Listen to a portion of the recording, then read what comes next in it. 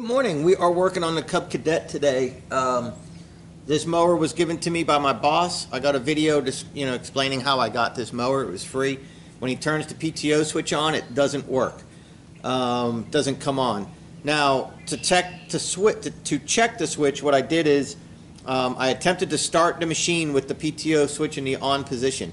If you have a working switch, if your PTO is working and sending power through your system, then it should not allow the engine to start, and that was the case.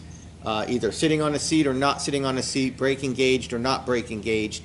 No matter what you did, you couldn't start this mower if the PTO switch was in the on position, and as soon as you put it in the off position, it would fire right up. So that tells me the switch and the wiring is good. Everything is good, which only leaves two things. The PTO clutch, the electric clutch, is bad, or a viewer commented to me and said check the free air gap, which reminded me of a video I posted of my air conditioner in my old Ford Explorer Sport Track, where it also has a free air gap that if the gap's too big, then the magnet won't be energized strong enough to pull it together to make it lock on and spin as one. So I went and I watched a video from Steve O. That's his name, Steve space O, and I'll link to his channel in this video description. And I watched him explain how to adjust the gap on the PTO, on the clutch, I mean. So his was just a little bit slightly different, different size bolts, but pretty much the same concept. You got your little wire that comes out, as you see. You got a keyway in here that rides on the shaft. If you're mechanically inclined in any way, shape, or form, you know exactly what I'm talking about. This just mounts up to your crank with a big old bolt. Holds it on, and this was able to just wiggle right out. Let me give you a closer view. It went and installed right here on this shaft. So that's where your, look at that drive belt, man. That looks in really good shape. So that's where the PTO mounts. Oh, I'm sorry, the clutch. I keep calling it the PTO. The clutch. Right here. In order to check the gap, now you got 3 springs right here, and they have a nut, a lock nut. And as you tighten this down, it pulls the gap closer. And the gap is right here. And there's a lot of space in here. I mean, that's a lot of space. That's too much gap. Whether that's the problem or not, I'm not sure. But that's too much gap in there.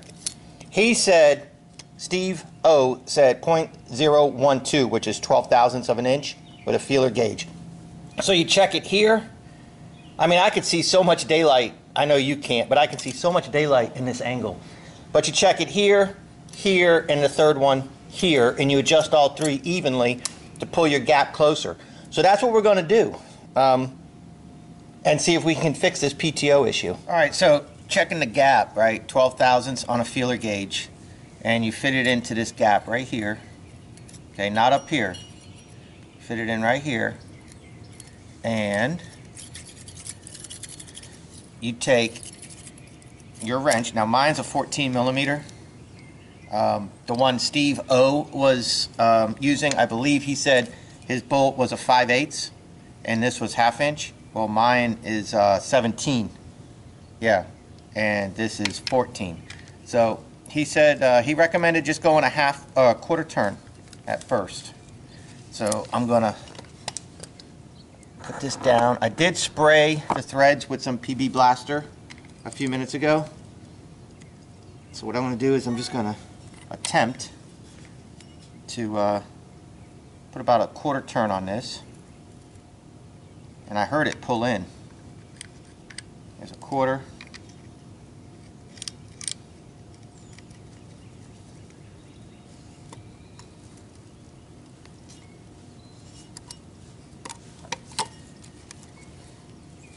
Quarter. And he said if you don't have a feeler gauge, to go ahead and just put a quarter turn and see what happens. Quarter. So then you take your feeler gauge and see, make sure that you're not too tight, Almost seems like I'm too tight now. Yeah, that might have been too much. Oh no, I mean it fits. It's a little snug though, but it fit in there. It's just not easy to get it right here. See, that could go a little bit tighter. Not too much, but a little bit. Hope you're in view here.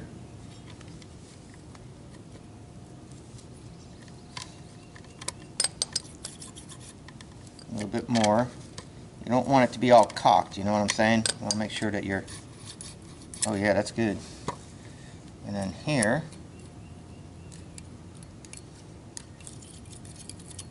yeah, it's pretty loose still. Go a little bit. Yeah, that feels pretty good.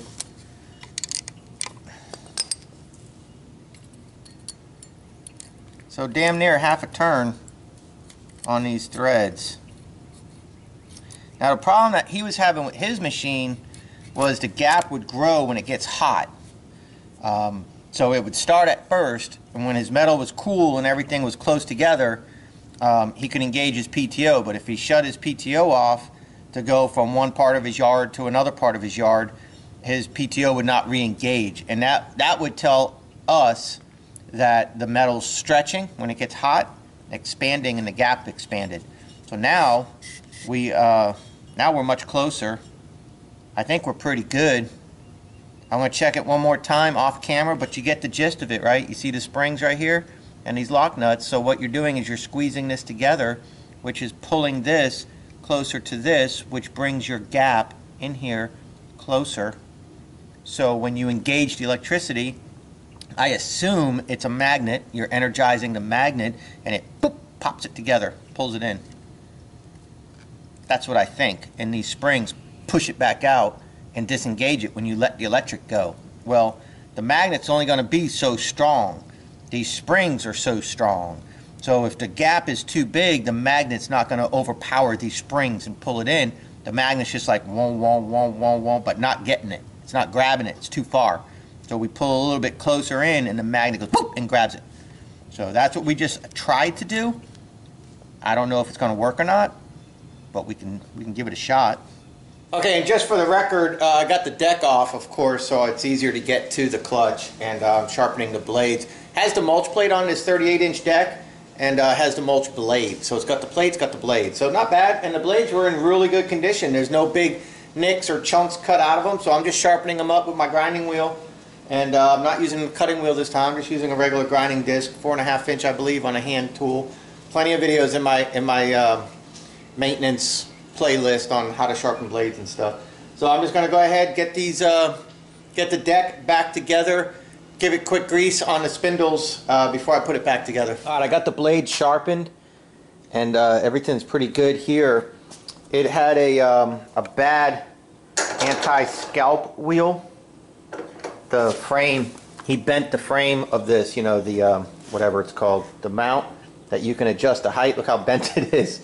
So that's this, and this is the wheel that was on it. So I took this anti-scalp wheel off, so I'll have to, I mean, I could probably bend this straight, but if you don't have it right, then you're not going to be able to adjust it. I mean, I could probably try to beat this straight and save a little bit of money and maybe put this back on. I mean, it's only an anti-scalp wheel. It's only designed that if you hit, you know, a little hill or something in the yard, that it raises the deck up as the hill goes up. And also as you're turning, centrifugal force will make the deck lean. If you're turning right, it'll make it want to lean, so this helps stop it from leaning and scalping. This will then make more contact. So you don't actually have this rolling on the ground like an actual wheel. You have it just above your ground height. So I mean, you could use this again, and I might try to do that. This is the forward mount right here. Here's your front roller anti-scalp. This is the forward mount right here. But look at what I just found. I shaved this away already, but look at this big old crack right here. and this was bent over, and that'll cause the front of your deck to be all wonky. So I took the paint away. It is metal. I checked it with a magnet, so I didn't know if maybe this was some type of cheap aluminum or whatever. But I'm going to go ahead and fill this in with my welder right now and fix this before I put my deck back together. That actually didn't come out too bad. A little booger right here, a little booger, but look at that nice weld right there. That'll hold it. See, on this side too, you got a little crack, so let me hit that crack real quick.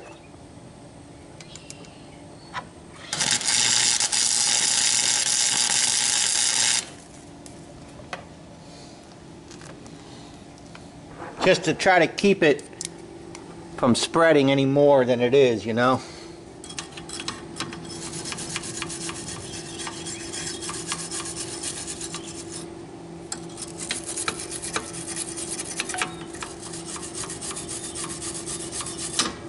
That's good. That's laid in there, man. That ain't going nowhere. And I'll give a couple little stitches right there just to keep it so it doesn't spread. But that's really it. Good deal. I got the clutch back together, and check this out. Listen.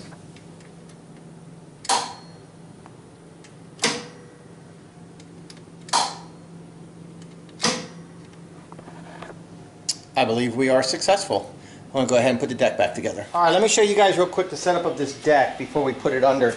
You got your main drive belt. This goes to the engine right here. Okay, this goes around the electric clutch right here, and then you have this little indention right here is where the tension pulley, just a spring-loaded pulley goes. Okay, so you got this, goes just like this.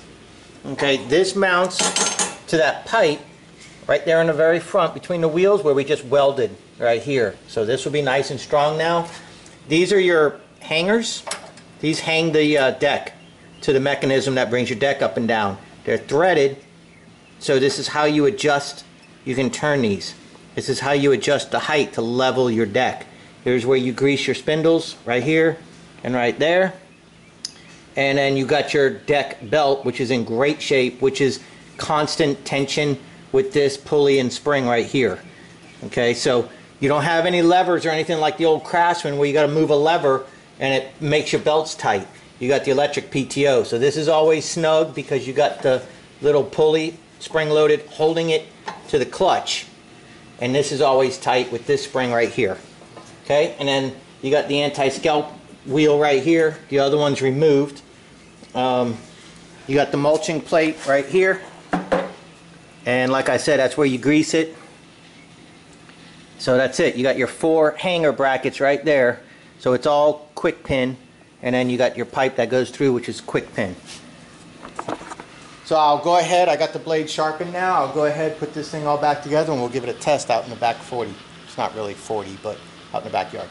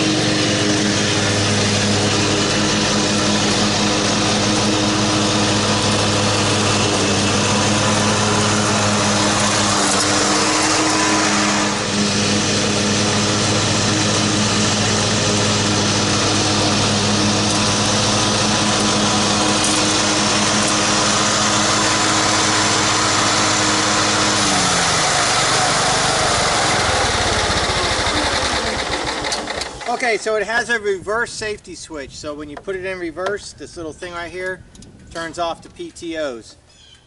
Still kind of getting used to this pedal, and then it locks on you automatically. And yeah, I gotta get used to that. That's the brake. and you got your hydro lever right here. Probably as you're rolling, you probably get used to it to the point where you don't use the brake unless you're parking or starting, and you just speed up, slow down, hit neutral, and then hit reverse if you need to, I guess. I don't know. Looks like we got it. So thank you, Steve O, for your video. I'll link to his video in my video descriptions below. I really appreciate it. Worked like a champ. And I put it to 12 thousandths, kind of tight, snug 12 thousandths. I don't know if that's the exact specs, but I don't care. But yeah, I'm going to go ahead and disconnect this safety switch here, because we don't want that. I want to be able to back up with the blade still running, like in a commercial sense. And a homeowner, okay, little kids around, you need to be careful. You don't want to run over them going in reverse, not paying attention. But when you're working, like doing a field, and you know there's no kids on your property, you can go ahead and you know, be smart about it. I'm not going to show you guys how to do it. You're on your own. Yeah, so you got the seat, and you got the safety switch for reverse. So thank you guys very much. Blades are sharp, spindles are greased. So really, I just need to check the air cleaner, the oil, and these tires are losing air. So I need to check to see what are tubeless, what are not tubeless, and give this thing a washing, and we're gonna put this thing in service this weekend coming. So thank you, Steve O, and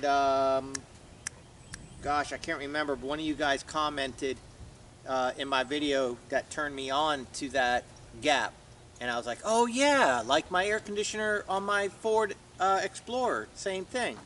So thank you guys so much. YouTube is the best, man. I tell you what, whenever I have a problem, I can always count on you guys. Thank you.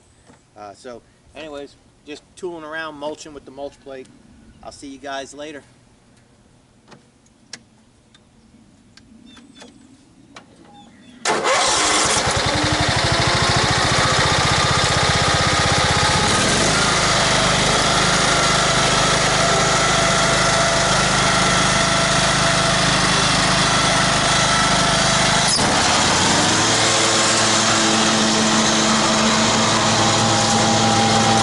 Coming on the west.